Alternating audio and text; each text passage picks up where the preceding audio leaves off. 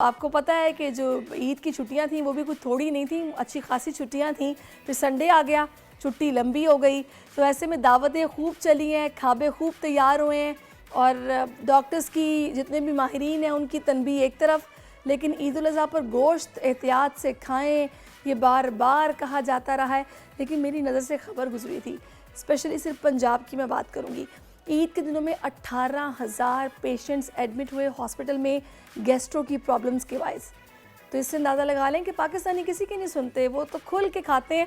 और मैं बिला वजह झूठ नहीं बोलूँगी, मैंने भी खूब खाबे इंजॉय किए हैं। और मैं स्पेशली थैंक यू कहूँगी जाकिर भाई का, जिन्होंने जनाब मुझे पाए खिलाए बड़े ज़बरदस्त। और सोनी बाजी एक हमारी हैं, उन्होंने जनाब क्या मटन कढ़ाई बनाई थी कि मैंने उनसे बोला कि रेसिपी ज़रूर शेयर कीजिएगा मेरे साथ, तो मज़ा आ गया था खाने का। तो ईद में मैंने भी खाबे खूब इंजॉय किए, लेकिन अब मुझे एहतियात करनी है और कोशिश करनी है कि सेहत जो है ना वो ठीक रहे। इसी पर बात करने के लिए इस वक्त मैं न्यूट्रिशनिस्ट ज्वाइन कर चुकी हैं, रहमा मेरे साथ मौजूद है, Rahma Shaikh. Thank you so much for coming on our show.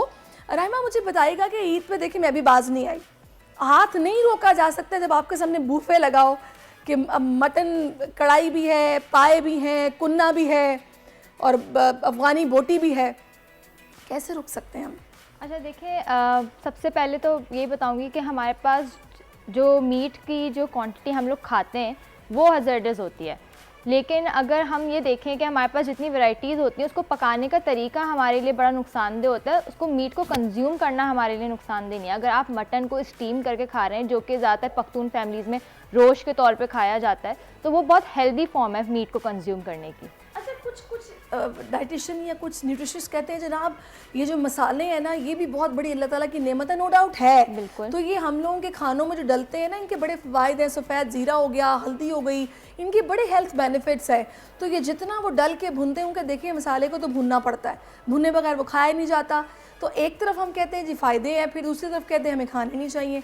अच्छा, इसलिए नहीं खाने चाहिए क्योंकि जिस ऑयल में हम उसको जिस टेम्परेचर पे पका रहे होते हैं वो टेम्परेचर जो है ना उस मीट को स्पॉइल करता है, उस मसाले की जो आपके पास एफिकेसी होती है उसको स्पॉइल करता है। अब आप देखिए टर्मेरिक है, वो आपके पास जो है एंटी पायरेटिक है, एंटी कार्सिनोजेनिक है, कैंसर को स्टॉप करती है। लेकिन क्या फ़ायदा जब आप उसको एक तेल में यूज़ कर रहे हैं, उसको पका रहे हैं, तो उसकी जो अपनी एक अफादियत थी, जो उसका एक फ़ायदा था, वो तो आपने उसको वहीं पर ख़त्म कर दिया, वहीं पर उसके फंक्शन को स्टॉप कर दिया। क्योंकि हमारे पास स्पाइस में फिनॉल्स होते हैं और फिनॉल्स जो होते हैं वो हमारे पास ऑयल में मिक्स हो जाते हैं, जिसकी वजह से उसका फिर फ़ायदा नहीं रहता, वो उसमें सॉल्युबलाइज हो जाते हैं। तो इसलिए हम अभी तो ईद गुजरी है तो यकीनी तौर पर सबकी फ्रिज में गोश्त मौजूद है, बिल्कुल लोगों ने उसको पकाना भी है, खाना भी है, कैसे पकाएं, कितना खाएं? अच्छा, सबसे पहले बहुत लॉन्ग टर्म स्टोरेज ना करें, क्योंकि जो गोश्त की शेल्फ़ लाइफ है वो बहुत से ज़्यादा ये 2 से 3 मंथ्स है। और फिर इस वक्त कराची में या पाकिस्तान में लाइट का जो हाल है, बार बार लाइट जाना, उसकी वजह से बहुत जल्दी जो है ना वो मीट स्पॉइल हो जाता है, क्योंकि वो बार बार डिफ्रॉस्ट हो रहा होता है, फिर फ्रीजिंग टेम्परेचर पे जाता है, तो माइक्रोबियल ग्रोथ बहुत बढ़ जाती है।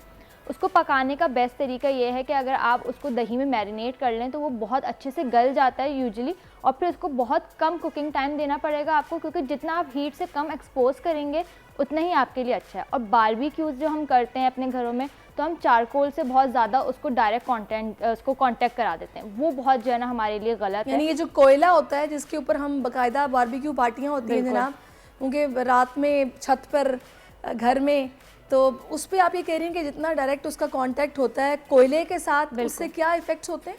उसमें सबसे ज़्यादा ऑक्सीडेशन पॉइंट बढ़ जाता है। अगर किसी भी चीज़ में ऑक्सीडेशन पॉइंट बढ़ रहा है तो वो आपकी बॉडी में जाके जीन म्यूटेशन करता है। जीन म्यूटेशन का मतलब है कि वो कैंसर सेल्स को जो है ना वो ग्रो करने में हेल्प करता है, और आपके जो गुड सेल्स है ना उसको जो है ना ग्रोथ को सप्रेस कर देता है। तो इसलिए हम मना करते हैं कि अगर आपने करना है तो ओकेजनली, तो हम तो बहुत ओकेजनली करते हैं क्योंकि हमारे यहाँ बहुत ज़्यादा इतना टाइम नहीं होता और ना ही इतनी रिवायत है कि बारबेक्यू बहुत ज़्यादा हर महीने हम कर रहे हो।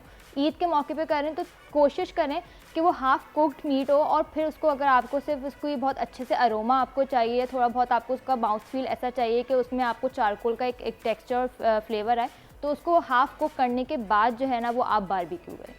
अच्छा, कुछ लोग ऐसे भी करते हैं कि बाकायदा मतलब सालन टाइप बनाने के बाद उसको दम कर देते हैं कोयले में, उससे बिल्कुल। खुशबू आ जाती है, वो ज़्यादा बेहतर है या फिर बाकायदा वो जो वो एक बारबेक्यू करते हैं? सेफेस्ट ऑप्शन है फिर भी, कि अगर आप उसको डायरेक्ट कांटेक्ट नहीं कर रहे, आप कोई रोटी का टुकड़ा या कुछ इस तरह से कोई पेपर कोई चीज़ रख के उसको फिर आप धुआं दे रहे हैं, तो फिर भी वो बहुत सेफेस्ट ऑप्शन है। लेकिन कोशिश करें कि वो भी ना करें। लेकिन अगर आप बारबेक्यू के ऐसे शौकीन है कि बारबेक्यू आप रुकने के बाद अगर आपको वो टेस्ट चाहिए, तो फिर भी वो एक सेफेस्ट ऑप्शन है। अच्छा